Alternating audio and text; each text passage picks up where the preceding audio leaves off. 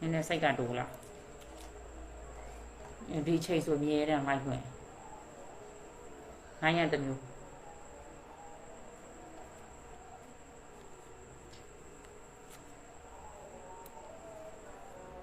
là thiện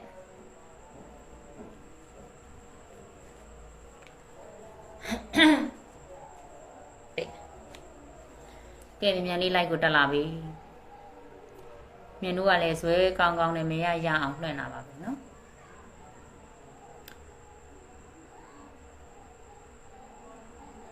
nhà đi lại của ta làm gì bà nhà đi ta làm gì bà lại này khana chả xây đi như này bà đấy nhà đi lại của ta làm gì bà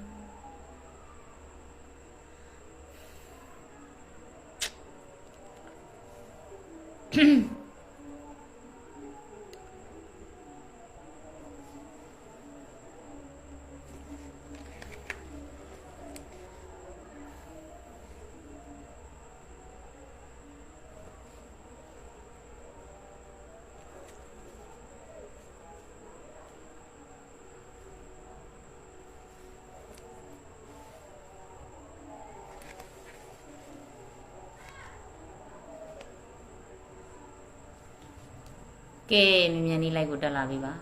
cái đồ ná bà đấy hai này ok mình làm bà sẽ chỉ giúp tiền mà đấy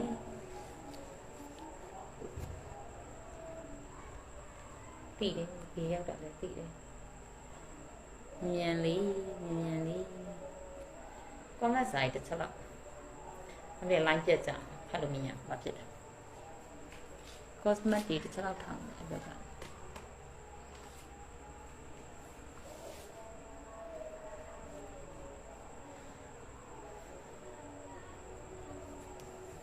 hay chào mà sinh nhật anh lại như vậy được chưa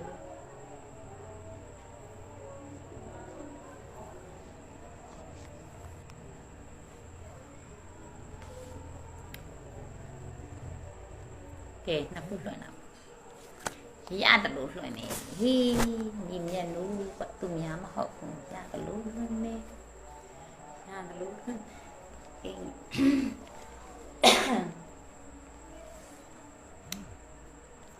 nhà ra nhiều nguyên lực lại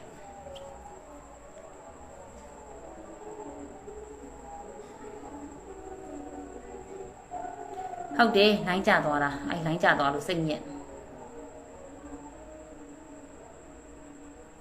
ok mình đi lại của ta làm gì bà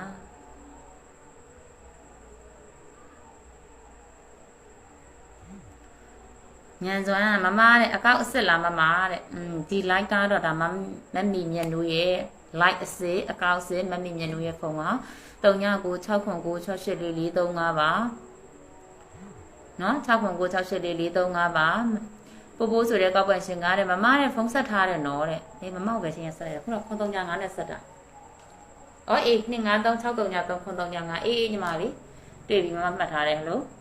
ဟုတ်တယ်အခုကမြန်နုတက်လာတဲ့ live လေး4လပိုင်း22ရက်နေ့ကနေ4လပိုင်း26ရက်နေ့အတွက်တပတ်စာ live လေးဖြစ်ပါတယ်မြန်မြန်လေးတက်လာပြီတနင်္လာနေ့မှာပေါက်ကွက်ရှိတယ်အဲ့ဒါလေးတွေပါထည့်ပြောမယ်ဟုတ်လို့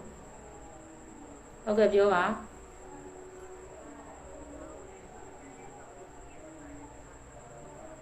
အဲ့ဒါနောက်မှရှင်ခဏနေဦးမှာအဲ့တော့မြန်လေးလိုက်ကိုတက်လာပြီပါနော်မြန်လေးလိုက်ကိုတက်လာခဲ့ပြီပါမြန်လေးတက်လာပြီပါလိုင်းလေးကြလို့ပါကောက်တီပြတ်တို့ပါမြန်ပြောပြီးမြန်ပြန်ဆင်းမယ်နော်မြန်ပြောပြီးမြန်ပြန်ဆင်းမယ်မြန်တို့ရဲ့မူရင်းဖုန်းနံပါတ်ဒီ3996968443ပါဟယ်လိုလွှင့်နေပြီအစိမ်းအောင်တမိုးဝါဆက်ကလေးနဲ့ပါနော်line နေကြာနေတယ် line နေကြာနေတယ်ကဲမြန်လေး like ကိုတက်လာခဲ့ပြီနော်ကဲမြန်တို့ရဲ့မူရင်းဖုန်းနံပါတ်ဒီ3996968443ဘယ်လိုပဲပြောချင်နောက်ပိုင်းကျရင်အကောက်တူကလုံးပါပဲအဲ့တော့ပြောမယ်နော်မြန်တို့ပြောမယ်မြန်တို့ရဲ့ပါဇက်ကပြောတယ်နှုတ်ကပြောတယ်3996968443ပါလို့ပြောရင်းနဲ့ဆီယမဖုန်းနံပါတ်ကအများကြီးပဲလို့ဟာ line ပေါ်မှာနှလုံးတင်တာလို့3လုံးတင်တာလမ်းပြောနေအဲ့ဒါဒေါသကိုဆွတယ်လို့ပဲအကောက်တူတွေဒီလောက်များပါတယ်လို့ပြောထားတာပါဇက်ကပြောတဲ့ဖုန်းနံပါတ်ကိုပဲတေချာမှတ်ပါနော်တေချာမှတ်ပါ အဲ့ဒီကြားတွေကမှအလိန်ခံရရင်ကိုနှုံလို့ကိုခံရတာကိုညံ့လို့ကိုခံရတယ်လို့ပဲမြန်တို့ကညံ့တို့ဒီ live မှာလွှင့်လာတာလဲနှစ်တည်လေကြာနေပြီเนาะနှစ်တည်လေကြာနေပြီဒီ6ကွန်9 6 8 4 3 5ပါလို့ပြောရင်လည်းဟာမြန်တို့ရဲ့ဖုန်းနံပါတ်က live မှာ2လုံးလို့3လုံးလို့4လုံးလာမပြောနဲ့အဲ့ဒါအတုတွေလိန်စားနေသူတို့ကလိန်မစားမယ်သူတွေကလိန်မဲစားမှာပဲအမအဖွဲ့ဝင်မယ်ဆိုရင်ဒီ6ခွန်9 6 8 4 3 5ကိုဝေသွင်းသွင်းပြီးဝိုင်းဖုန်းပြန်ခေါ်ပြီနော်ဟုတ်ကဲ့မနော်လိန်မစားမယ်သူတွေကလိန်စားမှာပဲသူများနာမည်ကိုဖူတုံးလို့နေမြင့်တို့ရဲ့ထမိန်နာကိုခိုးပြီးတော့စားမယ်သူတွေကတော့ထမိန်နာခိုးပြီးစားမှာပဲအစွန်းစမရှိတဲ့သူတွေကထမိန်နာခိုးစားမှာပဲစောက်စင်မရှိအရှက်မရှိတဲ့သူတွေကထမိန်နာခိုးစားမှာပဲဒါပေမဲ့သူတို့မှာအဆင့်မရှိဘူးလေအဆင့်မရှိဘူးအဆင့်တလုံးစင်နေတလုံးကြိုက်နေတလုံးကြိုက်နေဆိုတော့အဆင်မရှိတော့မြင်မြန်တို့ရဲ့နာမည်ကိုခုတုံးလုပ်ပြီးတော့စားမှာပဲအဲ့တော့မြင်မြန်တို့ရဲ့မွေးဖုန်းနံပါတ်ဒီ396 6ခွန်9 6ခွန်6ခွန်9 6 8 4 3 5တလုံးကြိုက်တွေကတော့ဖုန်းနံပါတ်ဒီအများကြီးပဲเนาะတလုံးကြိုက်သမားတွေအဆင်မရှိတဲ့တလုံးကြိုက်သမားတွေကတော့ဖုန်းနံပါတ်အများကြီးပဲမြင်မြန်တို့ကတော့12ဆင့်လောက်ရှိတဲ့ဂျိုက်အဆင့်12ဆင့်လောက်ရှိတဲ့မိန်းမဆိုတော့ဒီဖုန်းနံပါတ်တစ်လုံးကိုအဖွဲဝင်ခေါ်တယ်เนาะတော်များများခံစားတယ်ပြီးရင်ကိုရှိရောက်လာပြီရောက်သွားပြီအတူပြီးရင်ကိုရှိရောက်လာပြီလွှဲလိုက်နီးလို့ဆိုဘလောက်တောင်တော့ဒီလက်ပါဇက်ကအမြုပ်ထွက်အောင်ပြောတာ6ခွန်9 6 8 4 4 3 5တလုံးနဲ့ပါ6ခွန်9 6 8 4 4 3 5တလုံးနဲ့ပါဟာ YouTube မှာတွေ့လို့ဗီမိတ်မှာတွေ့လို့ TikTok မှာတွေ့လို့မျိုးစုံတလုံးကြိုက်သမားတွေက TikTok လည်းသုံးတယ်ဗီမိတ်မှာလည်းသူတို့အဲ့မှာပြန် share ပြီးတော့သုံးတာအဲ့တလုံးကြိုက်သမားတွေကအတုတလုံးကြိုက်တွေက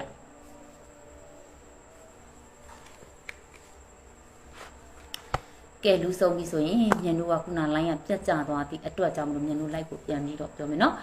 ကဲမြန်တို့ရေ like ကိုအားပေးကြည့်ရှုကြတဲ့မိသားစုအားလုံး9နှစ်9ရက်သားသမီးအားလုံးကိုစိတ်နှပြဘေးရန်ကင်းဝါကြပါစေစိတ်ချမ်းသာခြင်းကိုယ်ကြီးကျန်းမာခြင်းနဲ့ပြည့်ပြည့်စုံပါစေလိုရင်ဆန္ဒမှန်သမျှတလုံးတော်ဝါကြီးရရှိပိုင်ဆိုင်ကြပါစေနှစ်တစ်အချိန်ခါသမျှမှာတစ်နှစ်တာပတ်လုံးလုပ်ငန်းကိုင်ငန်းတွေလည်းစီးပွားလက်လာပါတွေလည်းတိုးတက်ပါစေအလုပ်ကိုင်တွေလည်းအစဉ်ပြေအောင်မြင်ကြပါစေလို့မြင်မြန်တို့ကဆုမွန်ကောင်းတောင်းပေးလိုက်ပါတယ်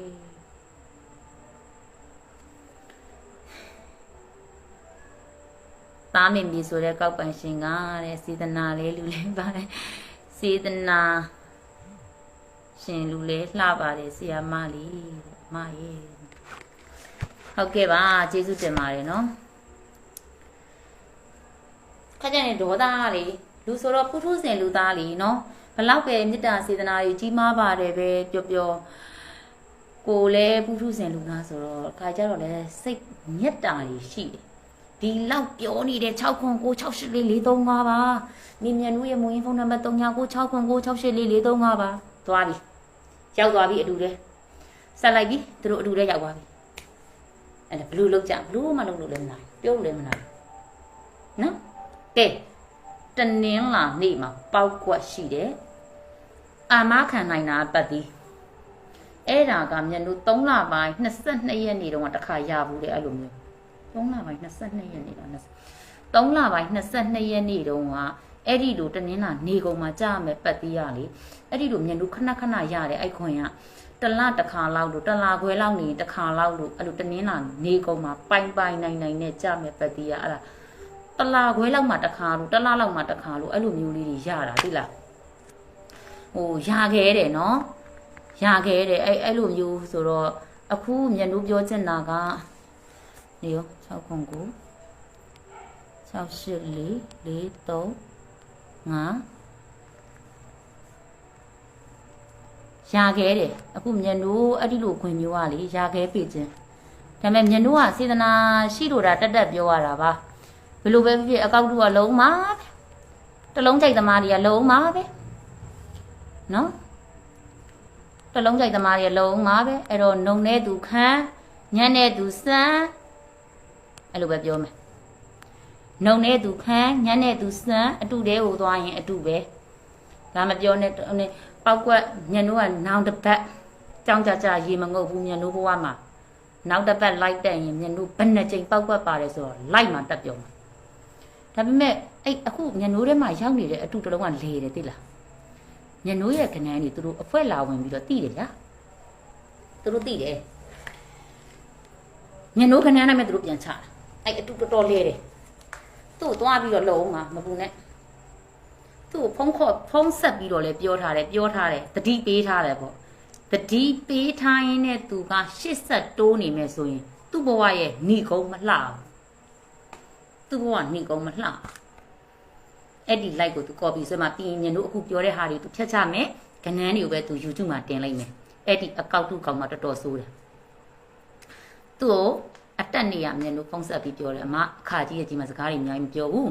နင်တို့မရှိမှာအဖွဲလာဝင်ပြီးတော့ငါအမရဲ့ကဏ္ဍတွေကိုနင်တို့ရဲ့လူတွေကိုပြန်ပေးတယ်နင်အမနာမည်နဲ့လွယ်သုံးစားလုပ်တယ်စင်ကျင်မှာအမဒေါသတွေအရန်ကြီးလာရင်အမရဲ့ပါဇက်ကဝစီမြက်လို့ပြောမရရင်သူ့ကိုအမ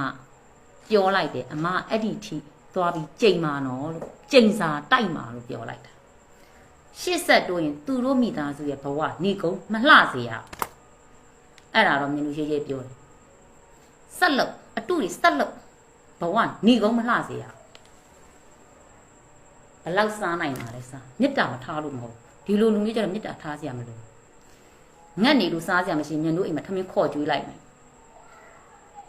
ဒါကတလုံးကြိုက်လုပ်ပြီးတော့မြင်လို့ထမိန်သားကိုခိုးစားတာတော့မကြည့်ဘူး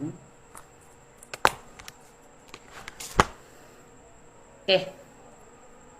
သူတို့ကတော့ YouTube မှာပြန်တင်မယ်ဆိုတော့ဒါလေးတွေဖြတ်ချမှာပေါ့လေသူတို့တော့အခုကတော့မြင်လို့ပြောနေတာတော့သူတို့သိမယ်ပြီးရင်ဖြတ်ချမှာပါဒီရှေ့ကပြောတဲ့စကားလုံးတွေကိုဖြတ်ချဒါပေမဲ့သူတို့ပြောလို့ရရင်ကျင်းနေပြီဘဝဏီကုန်းမလှဘူးလို့ပြောပြီးသွားပြီနော်လောက်စားနင်တို့ဖုန်းနံပါတ်တွေတန်းစီယူသွားမှာငါတန်းစီယူသွားပြီးတော့နင့်ကိုအဲ့ဒီနေ့ကအတုနော်ငါဖုန်းဆက်ပြီးပြောတယ်နော်ဘယ်မှာသွားကြိမ်စာတိုက်မယ်ဆိုတာဆက်လို့ဘာမှမဖြစ်ဘူးဘဝဏီကုန်းစားလဲနင်လားလောက်ပဲစားရမယ်တစ်လားလောက်ပဲနင်စားရမယ်ဘာဖြစ်လို့ဆိုတော့နင့်ရဲ့ကံတာနေလို့မထိသေးရင်တစ်လားလောက်စားရမယ်ပြီးရင်တော့နင်တို့ဘဝဏီကုန်းမလှစေရဘူးငါမေမြတ်လို့သူများမဟုတ်ပြောရင်ပြောသူတို့ဖြစ်ငါပတ်ဆက်ဝစီမမြတ်ချင်ကဲငါကြောင့်ရှုံထားတဲ့သူတွေအခဲမကြီးငါ့ကိုပတ်ပါပြန်လိုက်ပါအခုလာမဲ့ပွဲစဉ်ဒီ10လုံးစိုက်မဟုတ်ခဲ့ရင်တော့မှ6လုံးစိုက်ဖြစ်မိအတွက်ကြောင့်ကြိုက်တော့ပတ်ဒီကိုကြိုက်တယ်လို့ရွေးပတ်တစ်လုံးမှမပြောက်ဘူးဒါပေမဲ့ညတို့ပြောပြီးွားရင်နော်10လုံးစိုက်မဟုတ်ခဲ့ရင်တော့6လုံးစိုက်အခုလာမဲ့ပွဲစဉ်ဒီ10လုံးစိုက်မဟုတ်ရင်တော့6လုံးစိုက်ဖြစ်သည့်အတွက်ကြောင့်ကိုကြိုက်တော့ပတ်ဒီကြိုက်တယ်လို့ရွေးပတ်ပြောပေးမယ်ညတို့ကတော့အရင်တိုင်းပဲကနန်းကိုပတ်ဒီကိုပြောပေးမှာငါးတလုံးကိုအခဲမကြေပတ်ပါ9 3 5 4 5 1မိန်တင်ပါ9 2 5 8 5 6ပပရံမှာမြင်တို့ရဲ့မူရင်းဖုန်းနံပါတ်ဒီ39969443 တလုံးနဲ့ပါ3ညတလုံးအိုင်တင်အပြည့်နဲ့ဆင်းလာမယ်3ညတလုံးစိုက်နဲ့ဂိုက်နဲ့အိုင်တင်အပြည့်နဲ့ဆင်းလာမယ်3ညတလုံး3ညသည်ထိတ်ကနေထားကစားပေးပါ3ည8 3ည5 3ည1 3ညခွန်3ည3ဆိုတဲ့ကဏ္ဍ9ကွက်ကိုမြင်လို့ရွေးချယ်ထားပါတယ်စိုက်ပြည့်ဂိုက်ပြည့်အိုင်တင်အပြည့်နဲ့ဆင်းလာမယ်3ညတလုံး3ည8 3ည5 3ည1 3ညခွန်3ည3ဆိုတဲ့ကဏ္ဍ9ကွက်ကိုမြင်လို့ရွေးချယ်ထားပါတယ်ကြည်ဆိုတဲ့ကောက်ပိုင်ရှင်ကမင်္ဂလာပါတဲ့စိတ်ထားကောင်းတဲ့ဆရာမလေးတဲ့ဟုတ်ကဲ့ပါကျေးဇူးတင်ပါတယ်အဲ့ဒီလိုပေါ့မြင်တို့ကိုအားပေးချစ်ကြတဲ့မိသားစုတွေရှိနေတဲ့၍အဲ့အတုတွေကိုတော့မြင်တို့တကယ်ပဲဘဝဏီကုန်းမလှခြင်းရင်တော့သူတို့စားရလဲတလလို့မြင်လို့ပြောပြီးသွားပြီနော်မေတ္တာရေးတွေစုမချသေးခင်တလပေါ့ကံပါရင်တော့ကဲမြင်တို့ရဲ့မွေးရင်ဖုန်းနံပါတ်က3996968443ပါနော်တစ်ကြောင်ရှုံးထားတဲ့သူတွေတစ်ကိုထိတ်ကနေပြန်လိုက်ကစားတစ်ဒီညနေပိုင်းပဲဆင်းမယ်မြင်တို့ကညနေပိုင်းလို့ပြောရင်သူမနက်ပိုင်းဆင်းရင်တော့ဆင်းမှာပေါ့လေနော်စက်ကင်နဲ့အကိုတွေကပြောတယ်ဒီတစ်ပတ်10လုံးစိုက်မဟုတ်ရင်တော့9လုံးစိုက်ဆင်းမယ်တဲ့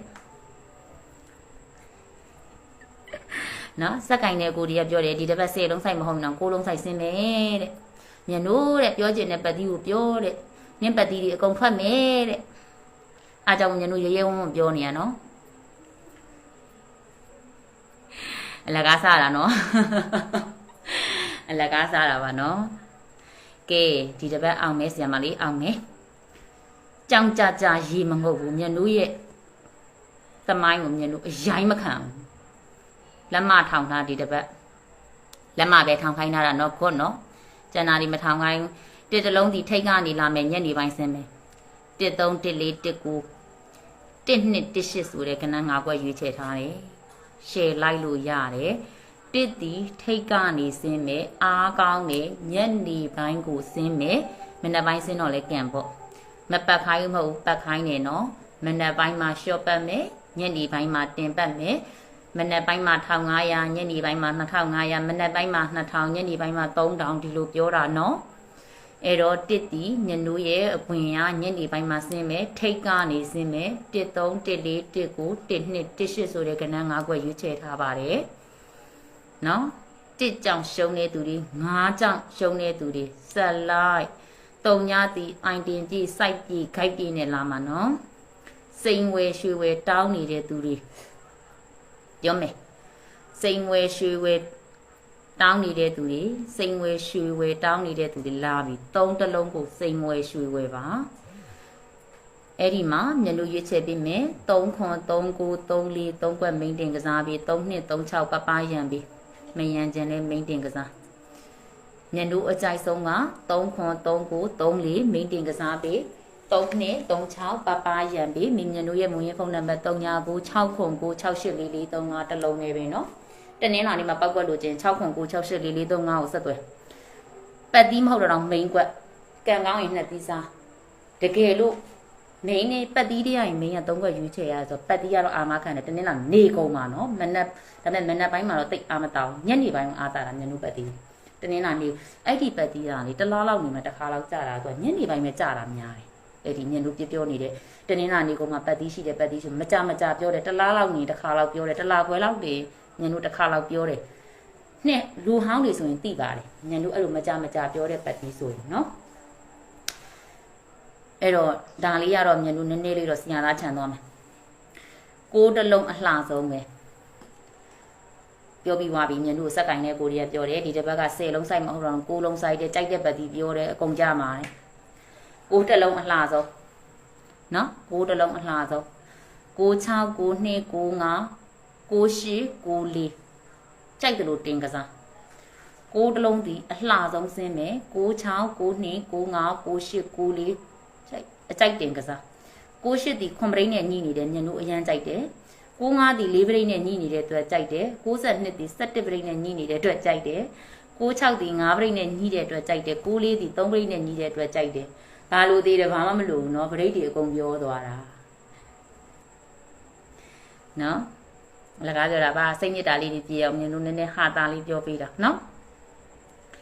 6တလုံးဒီအလှဆုံးဆင်းလာမယ်6 6 9 2 9 5 9 8 9 4မိန်တင်ကစားလို့ရတယ်9ခွက်ထဲတင်ကစားရတာဘာမှမဖြစ်ဘူး6တလုံးကိုစိန်ခေါ်ပတ်ပြီးဟဟလား6တလုံးဒီလှလေးဆင်းလာမှာအလှဆုံးလေးဆင်းလာမှာဟဟလား99ဆိုတာဟဟလားနော်လက်ကီကနန်းလေးတွေပဲမြင်တို့အခုပြောသွားတဲ့တဲမှာလေစုံနဲ့ပတ်သက်တာဆိုလို့တလုံးနဲ့ပါတာမ4လုံးနော်မကနန်း4လုံးပြောသွားဒါဖြစ်လို့တလားမမတွေမြူးမှာအိုးဒါကြောင့်မလို့မကနန်းလေးတွေမြင်တို့ရွေးချက်ပြောပြီးသွားတာလေးလေးကိုလေလေးလေးကနန်းကိုလေမြင်တို့ရှစ်နှစ်ပတ်ကပြောခဲ့ဘူးတဲ့လေးလေးအပူကနန်းဒီတစ်ပတ်မှဆင်းတယ်3 5ခွန်အခွေကိုရှစ်တစ်ပတ်ကပြောတယ်ဒီတစ်ပတ်မှလာဆင်းတယ်နော်ပြီးခဲ့တဲ့ပတ်မှလာဆင်းတယ်အဲ့လိုလေးတွေတော့နည်းနည်းလေးတော့ရှိတယ်သူတို့စက်ကင်နဲ့အကိုတွေကလေမြင်တို့ကနန်းလေးတွေကိုအပင်ချားလေးတွေနေချားလေးတွေညနေပိုင်းကပြီးတဲ့ကနန်းလေးတွေနောက်နေ့မနက်မှထွက်တတာလေးတွေဟာလာဒီမနက်ပိုင်းကပြီးညနေပိုင်းမှထွက်တာလေးတွေသူတို့နည်းနည်းလေးတော့မြင်လို့ကစားပြီးတယ်သူတို့လေ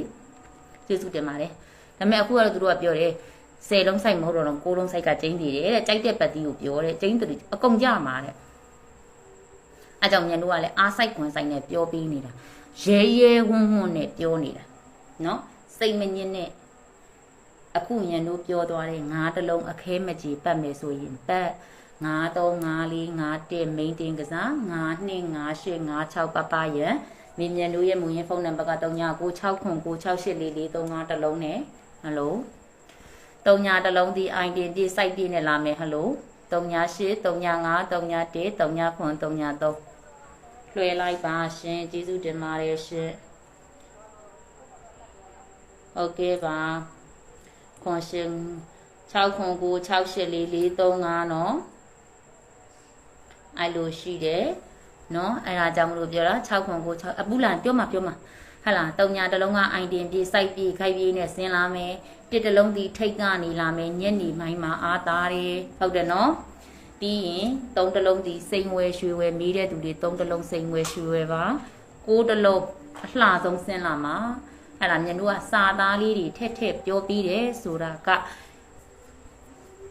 ဗတိနင်းပေါ့အားရှိအောင်လို့ပေါ့နော်ဘယ်လိုပြောမလဲဟဲ့မြန်တို့ရဲ့ပတိလေးတွေကလူမြန်တို့လေးတဲ့လူလေးတဲ့လှတယ်လို့ပတိလေးတွေလည်းလှတယ်တော့ကနန်းလေးတွေကလည်းလှလိုက်တာတော့အဲ့ဒီလိုမျိုးဖြစ်အောင်လို့မြန်တို့ကအလှတကအလှအဆုံးလေးတွေကိုဖန်တီးပြီးပြောပြတာအဲ့တော့မြန်တို့ကဒီတစ်ပတ်အားတာတယ်မြန်တို့ကပြောလိုက်စက်ကင်တဲ့အကူတွေကမြန်တို့ပြောတယ်လို့10လုံးဆိုင်မို့တော့9လုံးဆိုင်တဲ့အဲ့တော့ကြိုက်တဲ့ပတိကိုရွေးပတ်အဖွဲမဝင်လည်းဘာမှမဖြစ်ဘူးနော်ကြိုက်တဲ့ပတိကိုရွေးပတ်လို့ရတယ်ရွေးချက်မှုမှန်ကန်ပါစေနော်ဟယ်လိုဟုတ်ကဲ့အေးဟုတ်ပြီညီမလေး6ခွန်9 6 8 4 4 3 5နော်အေးဟုတ်ပြီအဲ့တော့မြန်တို့ကပြောချင်တာကမြန်တို့ရဲ့အဲ့မကြရတဲ့ပတ်တီးကိုအရန်သဘောကျတာသူကလေသူစိုက်နေခိုင်နေတော်တော်ရှားတာတလားမြန်တို့တကြံရဲထဲမှာရှာလိုက်တာပေါ့ပတိလဲစိတ်တယ်တရားလဲထိုင်နေဖျားလဲရှက်ကူးတယ်ဒါပေမဲ့အဲ့ဒီအချိန်မှာမြန်တို့ကကနန်းလဲရှာတယ်ကနန်းနဲ့ရှာတဲ့အချိန်မှာအဲ့ဒီ site ကိုပြန်ရအောင်လို့အဲ့ဒီ site ကမရတာကြာပြီဆိုမြန်တို့ပြန်ပြီးရှာတဲ့ခါကျတော့ကွက်ဆိုတော့တွေ့တယ်ဗျာ4လပိုင်း22ရက်နေ့မှာကြာမဲ့ပတ်တီးဒီအရန်လှနေပါရောဒါပေမဲ့အခုပြောတဲ့ထဲမှာပါပါတယ်တေးသေးချာချာ like ပတ်အဖွဲဝင်မရေမဝင်မရေမဟုတ်ဘူးနော်ဒါပေမဲ့မြန်တို့ပြောချင်တာကနေကုံတော့ဆော့ပေးရမယ်နော်အဖွဲလာဝင်တဲ့မိသားစုတွေဒီ like ကိုကြည့်နေတယ်ဆိုရင်မြန်တို့ပတ်တီးထိတ်ကနေထားပြီးနေကုံတော့ဆော့ပေးရမယ်မနက်ပိုင်းမှာရှော့မယ်ညနေပိုင်းမှာအရန်အားတာမြန်တို့ရဲ့အဲ့ဒီတနင်္လာနေကုံမှာကြားတဲ့ပတ်တီးကညနေပိုင်းမှာကြားတာများတဲ့အတွက်ကံကောင်းရင်နှစ်သီးစားကွယ်အဲ့ဒီ main ကွက်ထဲကပတ်တီးဖြစ်မယ်ကွယ်ပြီးရင်အဲ့ဒီပတ်တီးကဗုဒ္ဓဘုမကျော်စိန်ခေါ်ပတ်တီးများဖြစ်သွားခဲ့ရင်3သီးစားဟောမွေးကနန်းလေးပါညှိနေဆိုရင်4သီးစားအဲ့လိုအကောင့်တကအကောင့်ဆုံးရှုံကျွေးလေးတွေရှိတာတော့သိရရက်ပြက်ထားတဲ့အတွက်ရက်ပြက်ကလေးတွေရှိတဲ့အချိန်မှာရှုံထားတဲ့သူတွေရှိတဲ့အတွက်ကြောင့်မလို့ကိုကပလန်ချပါ2ပတ်နဲ့အခြေဆက်မလား3ပတ်နဲ့ငါတို့ပြန်ယူမလား2ပတ်နဲ့ယူမလား3ပတ်နဲ့ယူမလားအဲ့ဒီလိုလေးတွေကိုအစီအစဉ်ဆွဲပြီးသွားရင်ညနေရှိမှာဆက်သွဲပါ3996 6 9 6 8 4 4 3 5ပါနော်ကဲနက်ခတ်ဆင်းမယ်4နှစ်80မိန်တင်ကစားပေးပါနော်အပူးရှိတယ်အင်္ဂါဗုဒ္ဓဘုမှာအပူးဆင်းတယ်အပူးကတော့မြန်လို့ရေးပေးတယ်ခွန်ဘူးရယ်3ဘူးရယ်5ဘူးရယ်ပါအပူးဆင်းမယ်မဆင်းတာမဟုတ်ဘူးဆင်းမယ်အင်္ဂါဗုဒ္ဓဘုမှာအပူးဆင်းမယ်ခွန်ဘူး3ဘူး5ဘူးပါငေါ9နဲ့အကွက်ပြန်ပြောပေးပါလားတဲ့ဒေါ်မိုးလားပြန်ပြောပေးမယ်9နဲ့အကွက်က9 3 5 4 5 1မိန်တင်ကစားပေး9 2 5 8 5 6ပါရံပေးနော်တင်းတင်းရေးဆိုတဲ့ကောက်ပိုင်ရှင်ကလှလိုက်တာတဲ့ကျေးဇူးများကြီးတင်ပါတယ်ရှင်ညတို့လှတဲ့သူတွေထီတွေချဲတွေများပေါက်ပါစေနော်ရွှေအိုးကြီးခလုတ်တိုက်၍ကောက်ရပါစေနော်စိန်အိုးကြီးခလုတ်တိုက်၍ကောက်ရပါစေ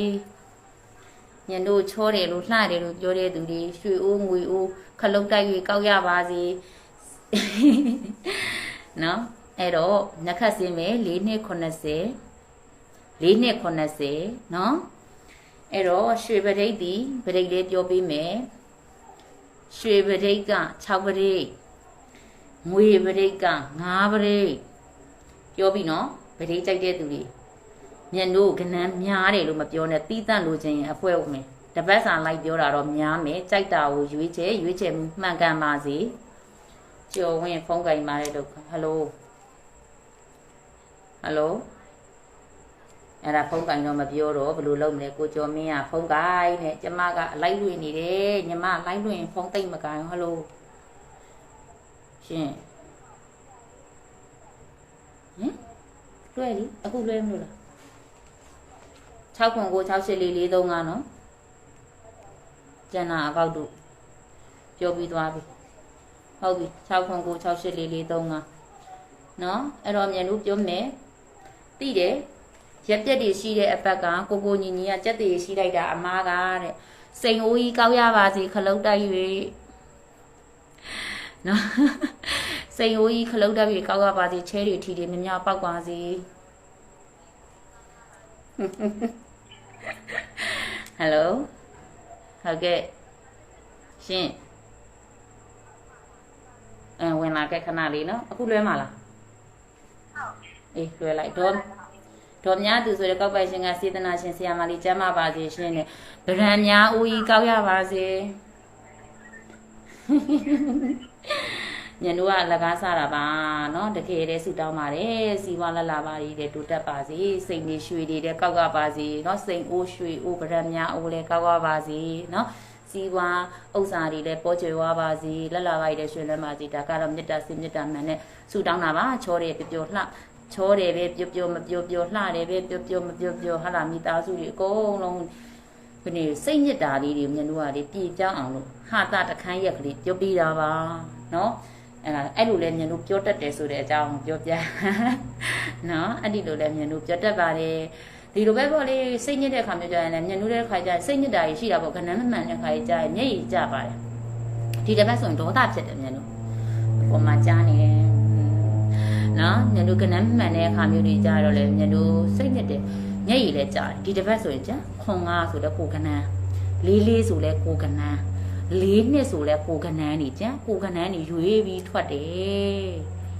အဲ့ဒါဘယ်လိုလုပ်မလဲကိုကနေ့တိုင်းမပေးဘူးဆိုမှသူကထွက်တယ်အဲ့တော့တောက်ကြနေရတော့ဖြစ်ချင်ရဖြစ်ဆိုပြီးတော့ညနိုးနေ့တိုင်းပြီးတော့တော်သေးတယ်ညနိုးညမနဲ့ကိုနေ့တိုင်းလေးတွေဝင်သွားတဲ့အတွက်စိတ်ချမ်းသာရပြန်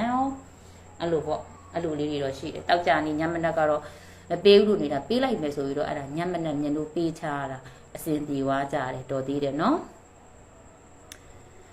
ညနိုးတောက်ကြနေရညမနဲ့ညနိုးပေးလိုက်တယ်ဒီလောက်ငါကနန်းနေပြီးပဲထွက်နေတာပေးမယ်ဟာဆိုပြီးတော့ပေးချမနက်ပိုင်းက38ညနေပိုင်းက8ခွန်ကဲမြညာလေး share ပေးနော်ဒီ like ကိုတော့မြညာလေး share ပေးနော်မြညာတို့ရဲ့မွေးဖုန်းနံပါတ်3996968443ခုနဗရိတ်လေးတွေပြောတာပြန်ပြီးတော့ပြန်ပေးလို့ရသွားတယ်အမားဟုတ်တယ်နော်ညနိုးအဲ့တောက်ကြနေညမနဲ့ပြန်ပေးလိုက်တာအဆင်ပြေသွားတယ်မှန်ပါလိညနိုးလည်းတကယ်ပါဟောလို့ရက်ပြက်ရှိလို့ဝမ်းချင်းပြက်မဲဆိုပြီးတော့မပေးဘဲနဲ့နေတာအဲ့ဒါတွေထွက်သွားမှမျက်ရည်ကျတာခံစားရတာနှစ်သိကြီးမှမျက်ရည်ကျတာကြတကြံရက်တဲ့အဲ့တော့တောက်ကြနေရဖြစ်ချင်အောင်ဖြစ်ဆိုပြေးချတာတော်သေးတယ်အဆင်ပြေသွားလို့ညနိုးလူတွေနော်အဲ့လိုပေါ့တမျိုးပြန်ပြီးအဆင်ပြေသွားတယ်နော်ရွှေပဒိတ်က6ပဒိတ်ငွေပဒိတ်က9ပဒိတ်စိန်ဝဲရွှေဝဲပဒိတ်ကခွန်ပဒိတ်ကြိုက်တော့ပဒိတ်ကိုရွေးချယ်ပဒိတ်3မျိုးပေးခဲ့တယ်ကြိုက်တဲ့ပဒိတ်ကိုရွေးချယ်ပြီးလိုက်ပါရှုံးထားလို့မြင်လို့အဲ့လောက်ထိပြောပေးနေတာနော်ရှုံးထားတဲ့သူတွေရှိလို့မြင်လို့ဒီလောက်ထိပြောပေးနေတာနော်အပူးရှိတယ်အင်္ဂါဗုဒ္ဓဟူးမှာအပူးစင်းမယ်မရတာကဲရတဲ့သူတွေတပုံကြီးနော်အပူးရှိတယ်အင်္ဂါဗုဒ္ဓဟူးမှာရတယ်ခွန်သိလားအင်္ဂါဗုဒ္ဓဟူးမှာဆင်းမယ်ခွန်ဘူး3ဘူး5ဘူးရွေးချယ်ထားပါတယ်ခွန်3355ရွေးချယ်ထားပါတယ်စိန်ဝဲပရိတ်ခွန်ပရိတ်ငွေပရိတ်က9ပရိတ်ရွှေပရိတ်က6ပရိတ်ပရိတ်3မျိုးရွေးချယ်ပြီးကြိုက်သောပရိတ်ကိုတစ်မျိုးစီလိုက်ကြစမ်းမှာအစဉ်ပြေသွားမယ်ရှုံးထားတဲ့သူတွေရှိလို့ဒီလောက်ထိပြောပေးနေတာနော်တနင်္လာနေ့မှာတော့ညနိုးရဲ့ပတ်တီကိုညနိုးကလေမနှက်ပြန်အောင်တနင်္လာဖြစ်ချင်နေပြီနော်ဘာဖြစ်လို့ဆိုတော့ညနိုးလူတွေရှုံးထားတဲ့သူတွေကိုလေညနိုးကပြောချင်တယ်ကိုခုနပြောသလိုပေါ့အစီအစဉ်ဆွဲပါငါတို့ဟာလာလွန်ခဲ့တဲ့2ပတ်ကငါတို့ဟာငါးတွေလိုက်ထားလို့1တွေလိုက်ထားလို့ရှုံးထားတယ်ဟာလာငါတို့4တွေလိုက်ထားလို့ရှုံးထားတယ်3တွေလိုက်ထားလို့ရှုံးထား9တွေလိုက်ထားလို့ရှုံးထားတယ်ပေါ့အဲ့တော့ငါတို့ညနိုးလေးနဲ့အဖွဲဝင်ကြည့်မယ်ဝင်ပြီးတဲ့အခါမှာဟာလာငါတို့3ပတ်နဲ့အခြေချမယ်2ပတ်နဲ့အခြေချမယ်အဲ့ဒီလိုလေးပလန်ဆွဲပြီးတော့ညနိုးရှိကိုဝင်လာခဲ့ပါနော်အစီအစဉ်လေးဆွဲပြီးတော့ညနိုးရှိကိုဝင်လာခဲ့ပါအစဉ်ပြေသွားအောင်ကူညီပေးမယ်ကြောင်ကြကြရေမငုတ်ပါဘူးဖြစ်တတ်တဲ့သဘောတဘာဝကိုနားလည်ပေးပါရက်ပြက်ရှိရင်တွက်နေမမှန်ဘူးအဲ့ဒါကြောင့်မလို့မြန်တို့ကဟိုနေတိုင်းမပေးဘူးလို့နေလိုက်တော့တောက်ကြနေရကြတော့မနေနိုင်တော့ပေးချင်တော့ပေးချလိုက်တယ်တောက်ကြနေမနက်ကလည်းအောင်နေညနေပိုင်းကလည်းအောင်နေဆိုတော့အဆင်ပြေသွားတယ်ကြေနက်တယ်အားရတယ်အခုမြန်တို့ပေးခဲ့တယ်9ပတ်တီး3ညပတ်တီး1ပတ်တီး3ပတ်တီး9ပတ်တီးဟာလား9တလုံးကိုအခဲမကြေပတ်3ညတလုံးတီးအိုင်တင်အပြည့်နဲ့စိုက်ပြည့်ခိုက်ပြည့်နဲ့လာမယ်1တလုံးတီးထိတ်ကနေစင်နေညနေတိုင်း3တလုံးတီးစိန်ဝဲရွှေဝဲ ကိုးတလုံးဒီမျက်နှာလို့အလှဆုံးလေးဆင်းလာမယ်နော်အဲ့ဒီမှာမျက်နှာပေးတဲ့ပတ်တီး၅လုံးဒီကြိုက်တော့ပတ်တီးကိုရွေးချယ်ပြီးလိုက်ပါအာယုံမဖိပြားပါနဲ့အာယုံများရင်ရှုံးထားတဲ့ရှုံးပြပြင်မရပဲနဲ့ဒီအရင်များနေမယ်လိုက်ပတ်ကလွန်လို့နော်အဲ့တော့ငါးကိုရွေးချယ်မှာလား၃ညကိုရွေးချယ်မှာလားတစ်ကိုရွေးချယ်မှာလား၃ကိုရွေးချယ်မှာလား9ကိုရွေးချယ်မှာလားကြိုက်တာကိုရွေးချယ်ပါပြီးရင်နက်ခတ်ကိုရွေးချယ်မှာလားနက်ခတ်မှာဆိုလဲနက်ခတ်၅ခွက်ကိုထိုးရတယ်ထိုးပြီးတော့4နှစ်80ကိုတင်ထိုးလို့ရပါတယ်ပဋိတ်ကိုကြိုက်တဲ့သူတွေလည်းပဋိတ်ကိုလိုက်ပါအခုမြင်လို့ပေးခဲ့တဲ့ရွှေပဋိတ်ငွေပဋိတ်စိန်ဝဲရွှေဝဲပဋိတ်အဲ့ဒီပဋိတ်၃မျိုးကိုလည်းကြိုက်တာရွေးချယ်ပါနော်အဲ့တော့ဘာလို့သေးလဲဘာမှမလို့ဘူးပြည့်ပြည့်စုံစုံပြောပေးခြင်းသည်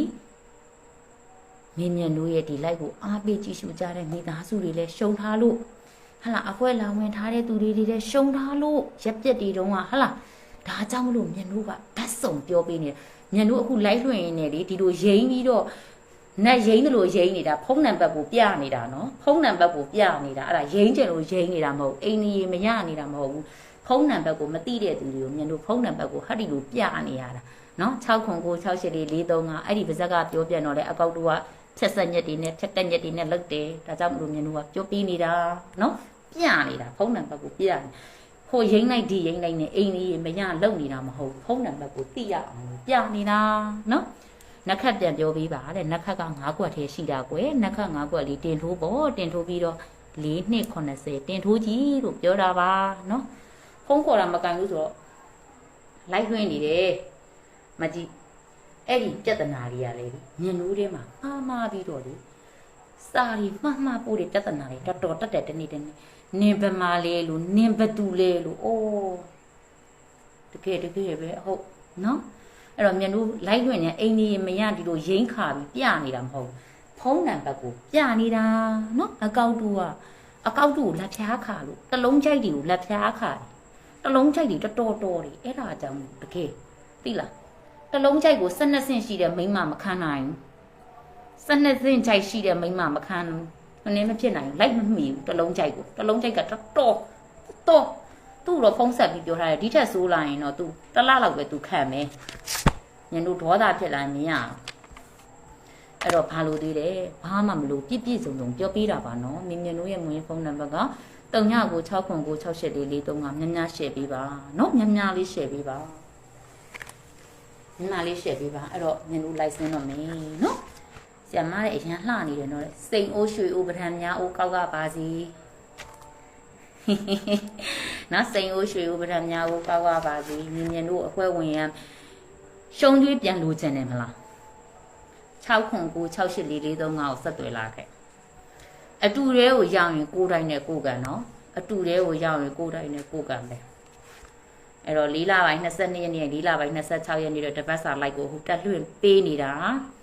ညနူးပြောတယ်စိန်ခေါ်ပတ်တီးပေးမယ်ပထမမပေးဘူးလို့ဗဒိတ်ပေးမယ်လို့စီစဉ်ထားတာဒါပေမဲ့ဗဒိတ်လေးတွေကြတော့ကိုယ်လိုင်းမှာပြပြချင်တယ်လေနော်အဲ့တော့ဗဒိတ်လေးတွေလည်းပေးသွားတယ်စိန်ခေါ်ပတ်တီးတွေလည်းအကုန်ပေးသွားတယ်ဒါပေမဲ့ညနူးကစီစဉ်ထားတယ်တနင်္လာနေ့ကမှညနူးရဲ့ပတ်တီးတွေကြောက်ကြမယ်အဲ့ဒီခွင်တလားခွဲလောက်မှတစ်ခါရတယ်တလားလောက်မှတစ်ခါရတဲ့ခွင်မျိုးအခုပြန်ဖမ်းထားတယ်ပြန်ရမယ်ကြောင်ကြရေမငုတ်ပါဘူးရှင်တွေ့ကနန်းအကွက်100လောက်ပြောထားအောင်အခွေကြံသေးတယ်တဲ့အဲ့ဘောမြန်တို့ပြောတာအဲ့ဒါလေးကနန်းအကုန်ပြောပြီးတာမဟုတ်ဘူးတွေ့လားကဲအခွေပေးမယ်အခွေကလေဒီ9လုံးအခွေကိုယူမလား3လုံးအခွေကိုယူကြပါလားပြောဘယ်အခွေပေးခဲ့ရမလဲအခွေပေးခဲ့မယ်3လုံးအခွေကိုလည်းကြာရင်ခွေကြ86လေးအခွေနော်3လုံးခွေရ86လေးခွေ5လုံးခွေရ9 3 3 9ခွေအဲ့တော့ဒီလိုမခွေနဲ့ညတို့ပြောသလိုခွေပေး9 1 3 3 9အခွေပါ9 1 3 3 9အခွေပါညွတ်ဆိုတဲ့အကောက်ပန်ရှင်ကတွေ့လားအခွေကြံသေးတယ်ဆိုလို့အခွေထပ်ပေးရတယ်နော်အဲ့လိုချစ်ကြတာအားပေးကြတာအဲ့တော့9 1 3 3 9အခွေပါ3လုံးအခွေကတော့86လေးအခွေပါ3လုံးခွေကိုခွေရင်တော့နင်းမယ်အခွေက 8 4 6 4 8 6ပေါ့နော်4 6ပေါ့ဆိုတော့အခွေနည်းမယ်9 1 3 3 9အခွေဆိုရင်တော့9 1ပဲထွက်မလားအော်2မျိုးလုံးနဲ့တွေ့လားတွေ့တယ်နော်2မျိုးလုံးလိုချင်တာတဲ့ကဲပေးလိုက်ပါပြီနှလုံးလုံး2မျိုးလုံးပေးလိုက်ပါပြီနော်9 1 3 3 9အခွေပါရှင်9 1 3 3 9အခွေပါအဲ့ဒီမှာ9 1ထွက်မှာလား10ထွက်မှာလား3 9ထွက်မှာလား3လုံးခွေရဆိုရင်8 4ထွက်မှာလား6 4ထွက်မှာလား8 6ထွက်မှာလားအခြေထွက်နေတော့အခြေထွက်တယ်နော်မြင်တို့ကတော့ဒီတပတ်ပတ်ဒီကိုရဲရဲဝုန်းဝုန်းပြောတယ်စက်ကင်နဲ့အကိုတွေကမြင်တို့နဲ့အမျိုးတော်တယ်သူတို့ကပြောတယ်10လုံးစိုက်တော့မဟုတ်တာတော့မှာတဲ့9လုံးစိုက်ညီမလေးတဲ့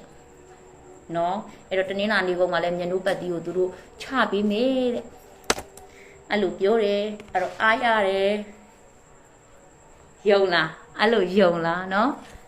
ဟာတာသဘောပြောတာပါနော်ဟာတာသဘောပြောတာပါဟုတ်ကြီးထင်နေရဆိုလို့နော်ကဲမြင်မြင်တို့ရဲ့တပတ်တစ်ခါလိုက်ကလေးမှာပျော်ရွှင်ချမ်းမြေ့စွာဖြင့်ဟာတာသဘောမျိုးလေးပြောတာပါနော်မြင်မြင်တို့ရဲ့လိုက်ကိုအားပေးကြည့်ရှုကြတဲ့မိသားစုတွေအားလုံး9နှစ်9ရက်သားသမီးအားလုံး